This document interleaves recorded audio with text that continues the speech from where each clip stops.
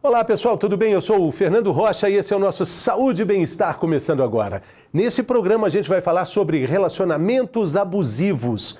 E para discutir esse tema tão importante, a gente conta com a participação de duas psicólogas clínicas, Renata Valério e Paola Larissa. A gente tem também o quadro Mitos e Verdades para ajudar a compreender e principalmente alertar e prevenir essa violência contra a mulher. Seja bem-vinda, seja bem-vindo. Saúde!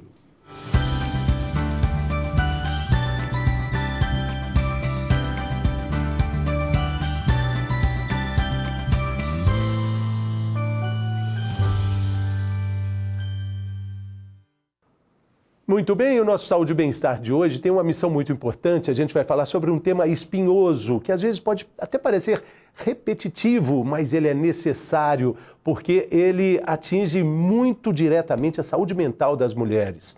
E a gente pode falar também que em alguns casos extremos pode chegar ao feminicídio, os relacionamentos abusivos. Infelizmente, durante a pandemia, os casos aumentaram de forma muito especial. De acordo com o Fórum Brasileiro de Segurança Pública, só em 2020 houve um acréscimo de quase 30% das denúncias de violência contra a mulher. E não é só agressão física, isso que é importante falar. Essa não é a única forma de relacionamento abusivo, é isso que a gente vai discutir aqui. Grande parte das vítimas, às vezes, não consegue identificar que está vivendo esse tipo de relação com o seu companheiro, com a sua companheira. Nesse primeiro bloco, a gente fala sobre essas formas de abuso e as suas consequências. Quero dar boas-vindas aqui às nossas entrevistadas. Olá, doutora. Olá, Renata, tudo bem? Como vai? Alegria Tudo bem? ter você aqui. Alegria minha. Ótimo. Obrigada. E de forma online temos a Paola, que conversa conosco. Tudo bem, Paola? Bem-vinda. Olá, Fernando. Olá, Renata. Boa tarde. Eu estou bem, e vocês? Boa tarde, bom dia, boa noite, porque o nosso programa tem um ciclo mundial pelas redes sociais, pela internet. Então, boa tarde, bom dia, boa noite para vocês. Vamos começar definindo o que é um relacionamento abusivo? Eu digo que é um tema, assim, ao mesmo tempo muito sensível, Fernando. Ele é muito denso, né, porque ele tem um impacto muito forte na vida das mulheres. Então, o relacionamento abusivo, ele é quando você está numa situação, tá, de relacionamento onde uma das partes exerce controle exacerbado e tem uma influência muito forte na outra parte, causando muitos danos, né, e uma vida muito triste e quase que insuportável. Em outras palavras, é uma violência. É um tipo de violência, como você bem mesmo disse, é um tipo de violência que uma pessoa, né, direciona a outra, provocando danos, às vezes, irreparáveis. Tá? Quando a gente fala tipos, né, de violências, a gente tem a violência psicológica, a violência física, a moral, a patrimonial, né, que é o financeiro, e a sexual. Aí, é tão difícil mensurar qual que dessas é a mais danosa, né? Porque quando aparece a violência propriamente física, a psicológica ela já aconteceu. Porque precisa existir o abusador, ele precisa manipular o suficiente a cabeça, a mente, né, dessa vítima, para que ele consiga, né, atingir o objetivo, os objetivos seguintes. Então, mas eu diria que a psicológica ela é a mais perigosa, porque ela é silenciosa, ela é gradual. Então, o impacto é muito forte, né? O conteúdo é muito forte, porque tem consequências, né, de confusão mental, tem consequências de tirar a perda de vontade dessa mulher. E eu diria até depressão, né, como resultado, né, dessa violência. Então, aí eu fico me perguntando, quem são os responsáveis? Quem é o responsável por tudo isso, né? Exatamente, porque eu queria colocar aqui na roda a Paola, porque, na verdade, existe toda uma teia familiar e social que faz com que essa violência e essa relação abusiva fique mascarada e misturada com a vida de todo dia, né? Exato. A gente fala, né, assim, pessoas que estão voltadas à pesquisa em relação aos relacionamentos abusivos. A gente chama esse fenômeno como um fenômeno de saúde pública. Então, esse é um problema que ele não só atinge mulheres, né? Ele atinge mulheres no sentido do sentido mais direto, mas toda a cadeia ao entorno daquela mulher, ele é atingido. Então, a gente está dizendo de filhos, a gente está dizendo do trabalho, a gente está falando do sistema de saúde que recebe essas mulheres, a gente está falando do sistema carcerário. Então, é um conjunto de fatores e variáveis que se juntam no sentido da manutenção desse fenômeno que está aí socialmente há tantos anos, né? Então, hoje, quando a gente fala sobre por que violência doméstica ou relacionamentos abusivos é um problema de saúde pública, a gente fala também sobre a manutenção cultural desse fenômeno. Então, a gente fala, por exemplo, do patriarcado. Então, como o patriarcado possibilita e mascara com que mulheres não tenham acesso à informação. Então, é um problema que a gente diria que a pontinha do iceberg é muitas vezes o que a gente percebe socialmente, mas por baixo disso tem uma série de outras variáveis que fazem com que ele se mantenha. Exatamente.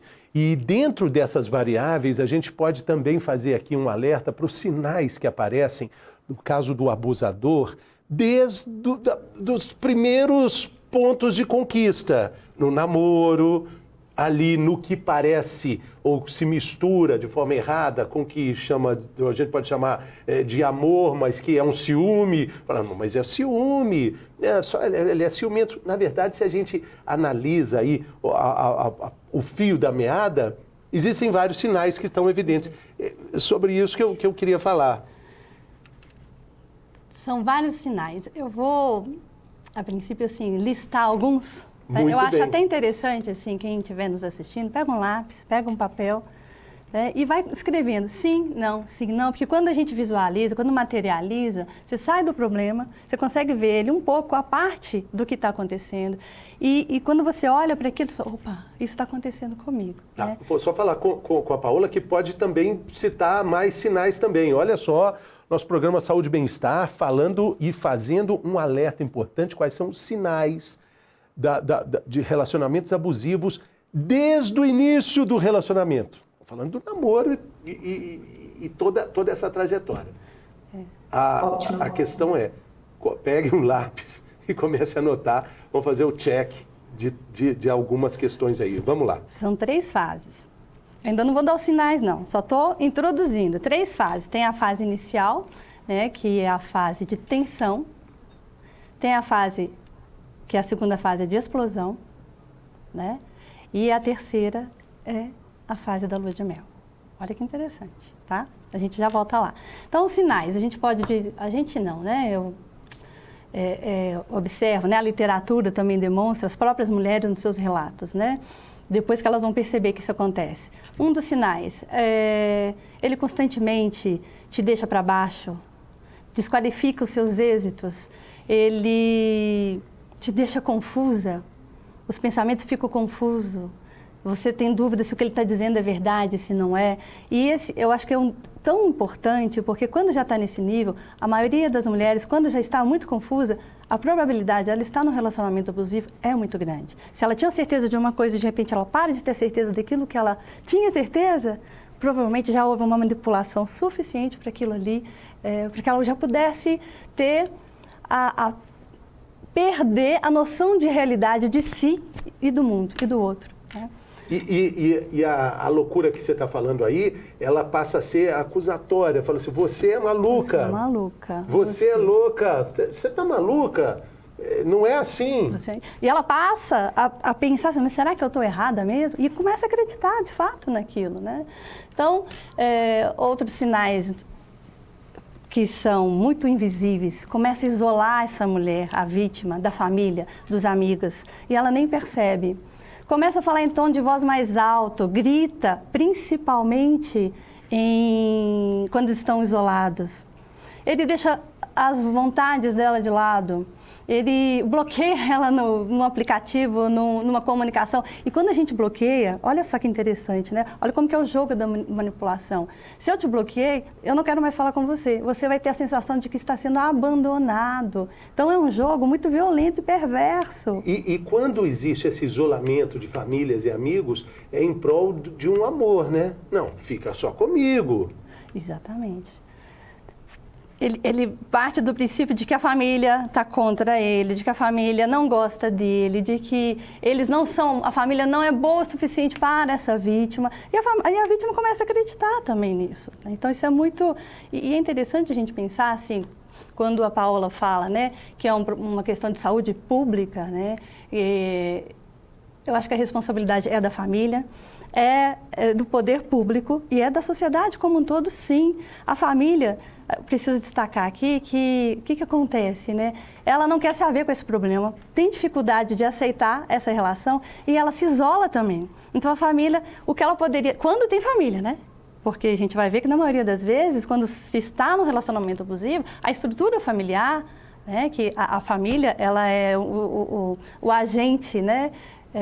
Socializador básico, provavelmente ali já teve alguma quebra de apoio, de segurança, de estrutura mesmo familiar. Então, o que essa família faz? Ela se isola, ela não quer se haver com aquilo.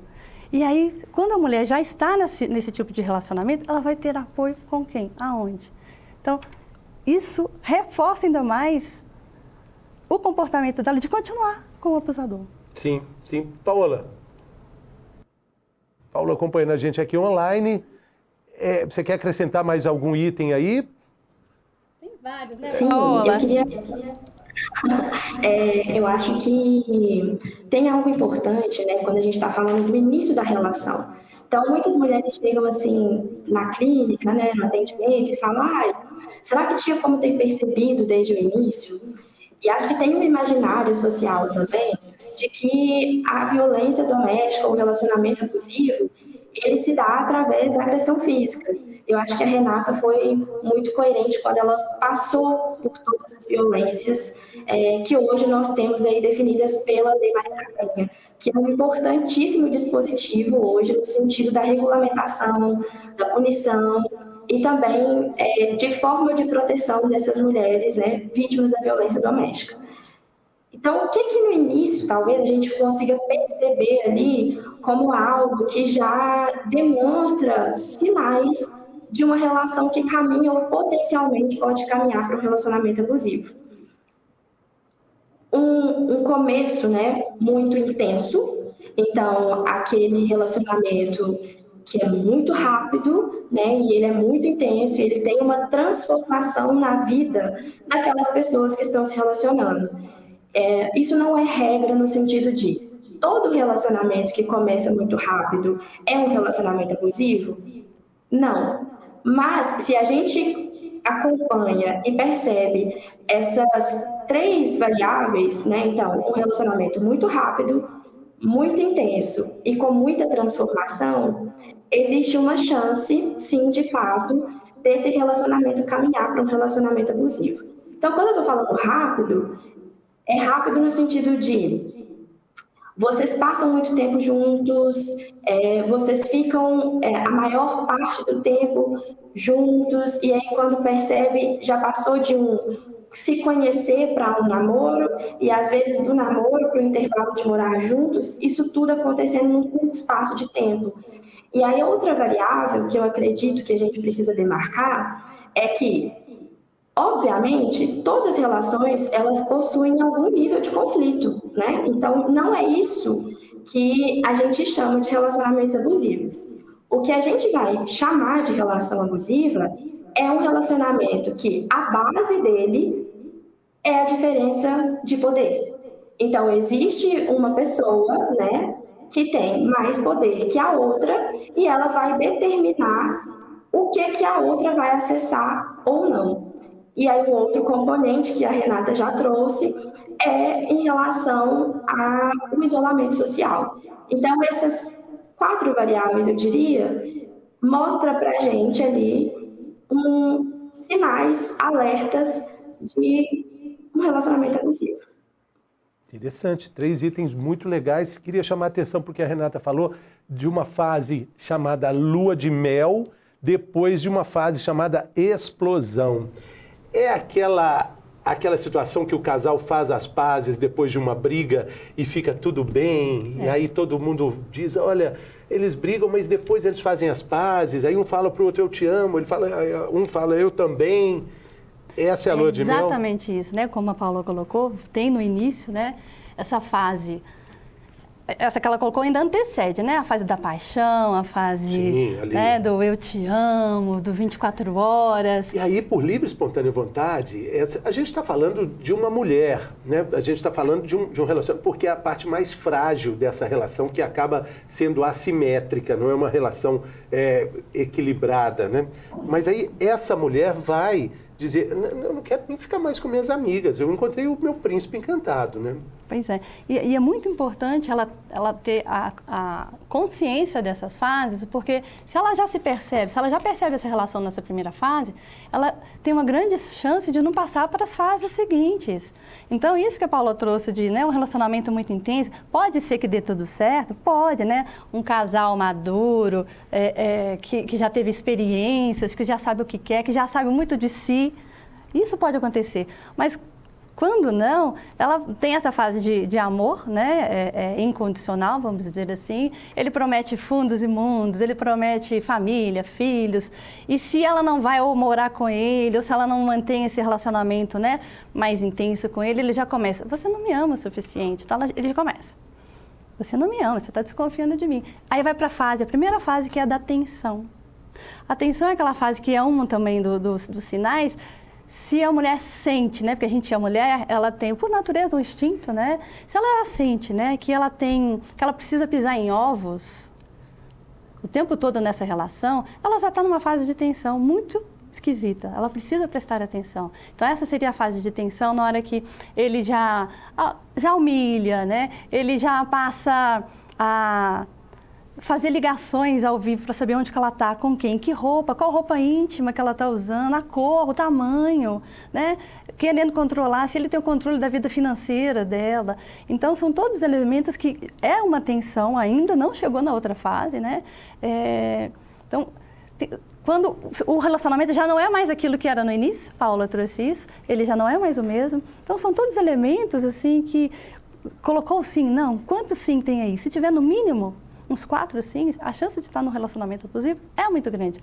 E aí, né, voltando à sua pergunta, vai para a fase seguinte, se isso não é observado. Vai para a fase seguinte, que é a fase da explosão. Porque qualquer coisinha, ele estoura. Se um prato quebra, se ela se atrasa, né, se ela não está vestida de acordo com o que ele queria que ela vestisse, ele explode, e aí ele explode fisicamente. E aí já passa, o mental já, né, como dizer, ele vai passar já ao ato. Ele já vai e pratica a violência física nessa mulher. E depois vai para a terceira fase, porque ele se arrepende, pede desculpas, eu te amo. A forma de presentear é uma forma de manipular também, e aí a mulher fica com essas migalhas. Ela aceita aquele eu te amo, porque eu te amo é uma forma de presenteá-la. O presente não é só o presente físico, né? Mas a palavra também é uma forma de presentear. E aí ela acredita na esperança de que vai conseguir ou consertar, ou modificar, ou transformar aquele homem. E aí o ciclo está instalado. Instalado e vai começar todo de novo. E ela está tão emaranhada nesses sentimentos, psicologicamente envolvida, que ela não vai ter nem noção de como ela pode sair fora dessa roda que gira e gira.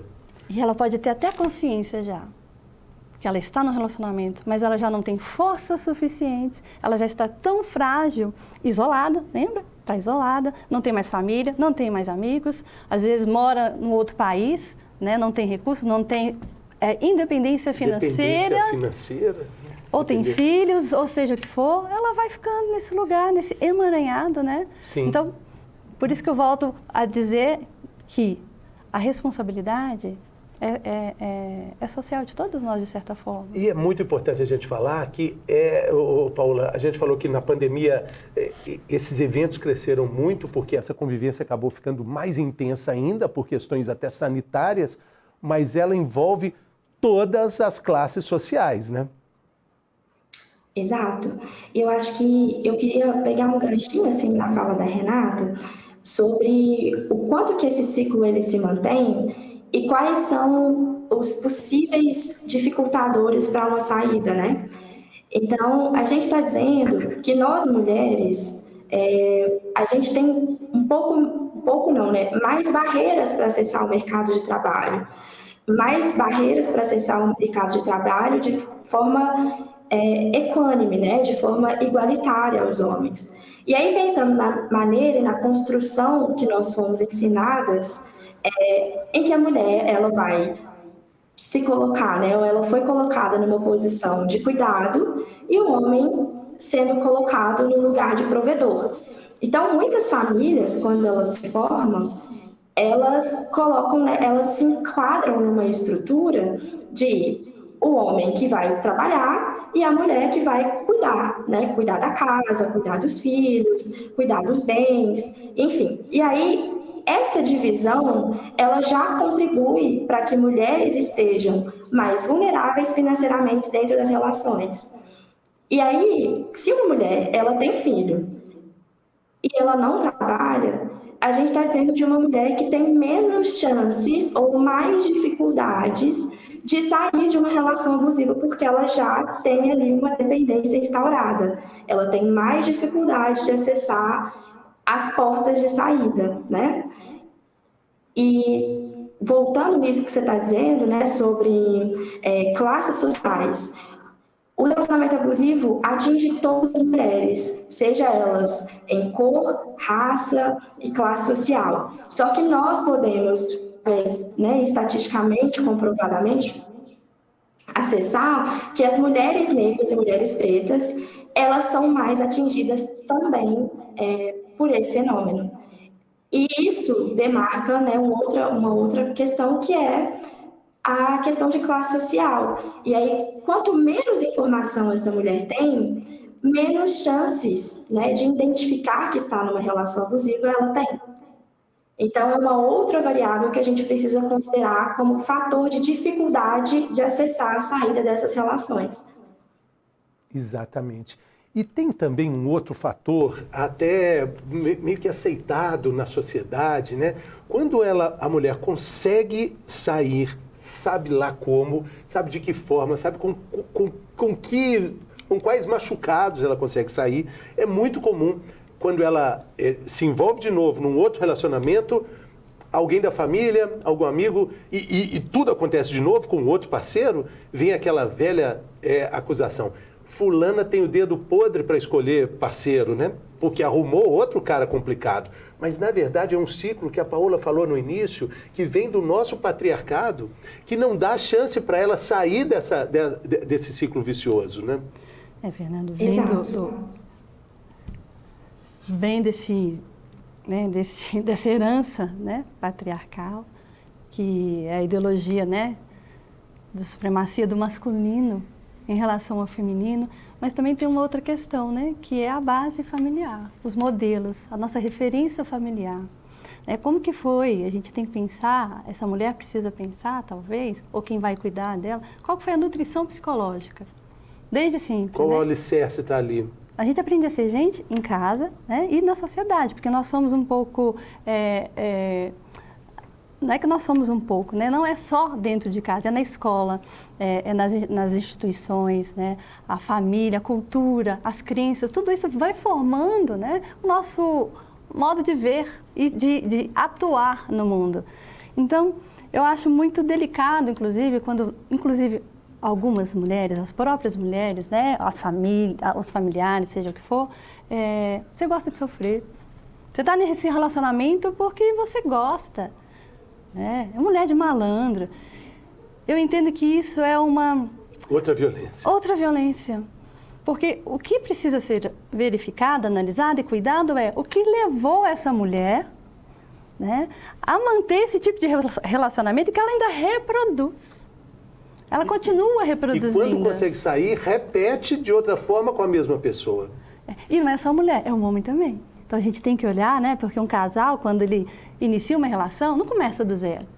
Não começa do zero. Começa com, né, tem um casal, eu digo, que tem o homem, a mulher, não necessariamente, né, ou mulher, o homem, mas tem todo ali, né, em volta, né, um círculo de pessoas, de famílias, que já incorporou, que já internalizou todas essas crenças. Então, o importante, o ideal seria a mulher poder, não é tentar dissociar, é ela trabalhar o autoconceito. O que é o autoconceito, né?